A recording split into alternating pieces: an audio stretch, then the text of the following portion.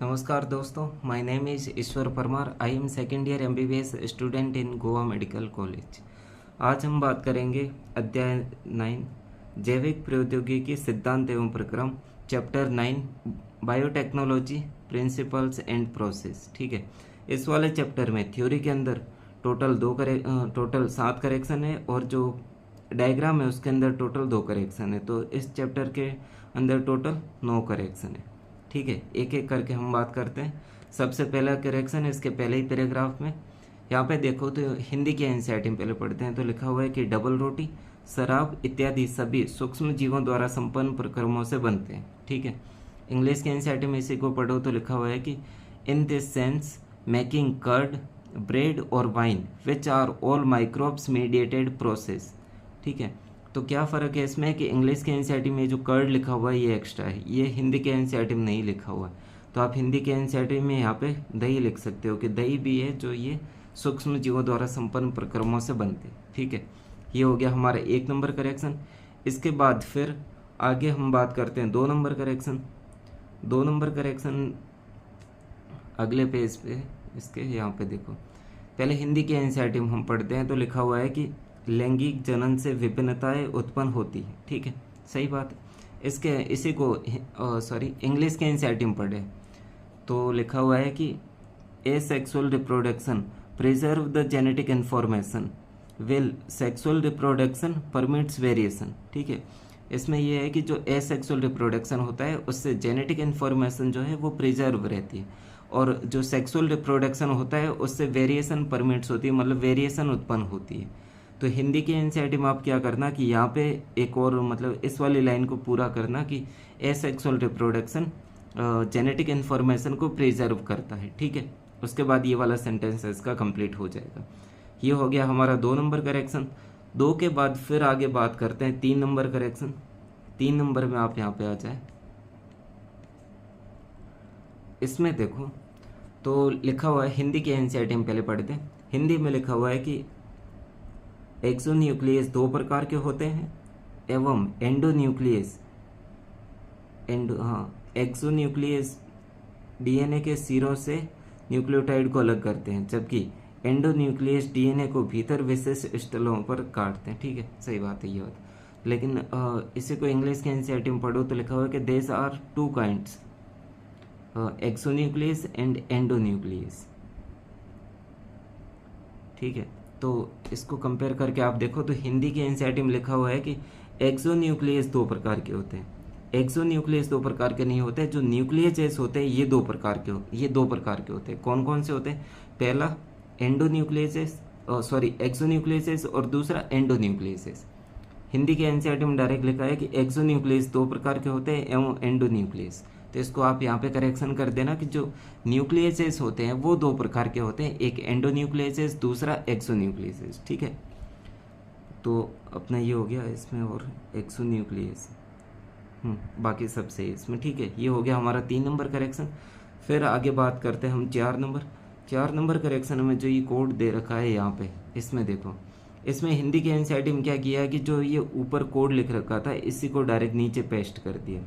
देखो इसमें लिखा है कि 5 प्राइम टू 3 प्राइम, क्या लिखा है कि GAATTC। ठीक है, इसी को नीचे में देखो तो यहाँ जो 3 प्राइम से 5 प्राइम, यहाँ पर इसको हिंदी में तो सही लिखा हुआ है कि CTTAAG, बट जब इंग्लिश में आप देखो तो ये सेम लिख दिया, इसको कॉपी पेस्ट किया। ये जो ऊपर जैसा जैसा लिखा था वैसा का वैसा कॉपी पेस्ट कर दिया इसको। तो आप इसको यहाँ से करेक्शन कर देना इस वाले की जगह। ठीक है, इंग्लिश के एनसीईआरटी में देख सकते हो आप वैसे ही सही लिखा हुआ है इसको। ठीक है, ये हो गया हमारा 4 नंबर करेक्शन। इसके बाद फिर आगे बात करेंगे 5 नंबर। 5 नंबर करेक्शन जो है वो यहाँ पे कौन से वाले टॉपिक में है? टॉपिक 2 पर है, इस वाले डायग्राम के अगले वाले पेज में हिंदी में। ठीक है, ये रहा इंग्लिश के एनसीईआरटी।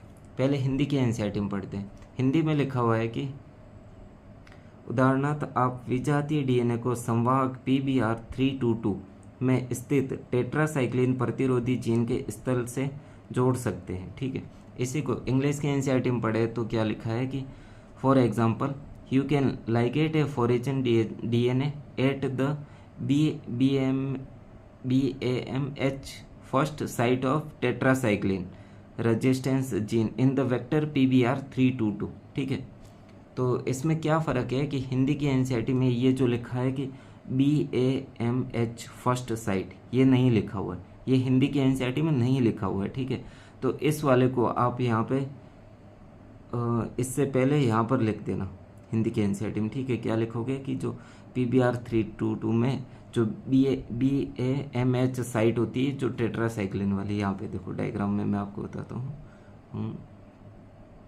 ये रही हिंदी की एनसीईआरटी, ये जो साइट होती है ना BAMH फर्स्ट वाली, इस वाले की जगह जोड़ते हैं BAMH फर्स्ट वाली यहाँ पे। तो ये वाला थ्योरी में इसमें यहाँ नहीं दे रखा है कि कहाँ पे जोड़ते हैं, हिंदी में खाली लिखा हुआ है कि जो टेट्रासाइक्लिन प्रतिरोधी जीन के स्थल से जोड़ सकते हैं। ठीक है, इंग्लिश में ये दे रखा है कि इस वाली साइट में, टेट्रासाइक्लिन की इस वाली साइट में यहाँ पे जोड़ सकते हैं इसको। ठीक है, ये हो गया हमारा 5 नंबर करेक्शन। इसके बाद फिर आगे बात करते हैं 6 नंबर। 6 और 7 एक ही जगह पे है दोनों करेक्शन। ये रहा, पहले हिंदी में पढ़ते हैं। इसमें लिखा हुआ है कि पुनर्योगश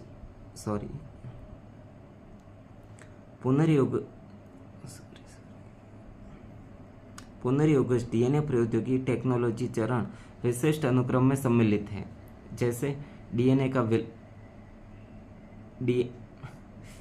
का विलग्न पृथक्करण, DNA का खंडन और DNA खंडन का संवाहक से बंधन, बाकी सारी प्रक्रिया दे रखी है। ठीक है, इसी को इंग्लिश के एनसीईआरटी में पढ़ो तो यहाँ पे लिखा हुआ है कि ये रहा, recombinant DNA technology involve several steps in a specific sequence such as isolation of DNA, fragmentation of DNA by restriction endonucleases। Hindi की एनसीईआरटी में क्या है कि खाली ये लिखा हुआ है इसमें कि DNA का विखंडन किससे कर रहे हैं वो नहीं लिखा हुआ है। इंग्लिश की एनसीईआरटी में इसको क्लियर स्पेसिफाई कर रखा है कि fragmentation of DNA by restriction endonucleases के द्वारा करते हैं। ठीक है,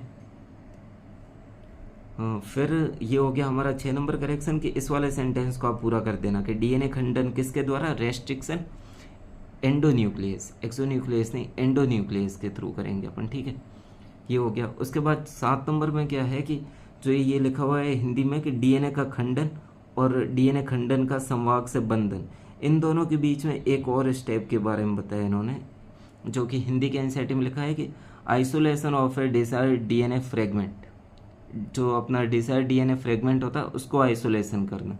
ये वाला पॉइंट जो है ये हिंदी के एनसीईआरटी में नहीं दे रखा, आप यहाँ पे लिख देना इसको। ठीक है, तो यहाँ तक हो गए अपने 7 करेक्शन कंप्लीट। थ्योरी के अंदर टोटल 7 करेक्शन थे तो हो गए। अब बचे अपने डायग्राम के 2 करेक्शन, वो हम डिस्कस करते हैं। ठीक है, पहला करेक्शन डायग्राम के अंदर कहाँ है, ये जो डायग्राम 9.1 इस वाले कहाँ गया, ये रहा।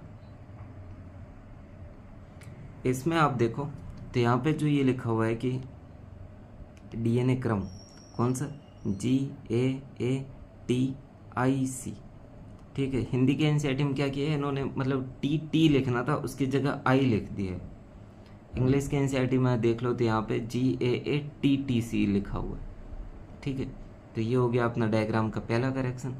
फिर डायग्राम का दूसरा करेक्शन जो है वो इस वाले चित्र 9.6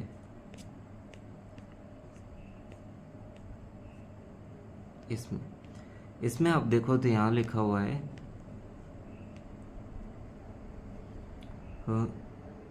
डीऑक्सी न्यूक्लियोटाइड्स। ठीक है, हिंदी के एनसीईआरटी। इंग्लिश के एनसीईआरटी में क्या लिखा हुआ है कि डीऑक्सी न्यूक्लियोटाइड्स।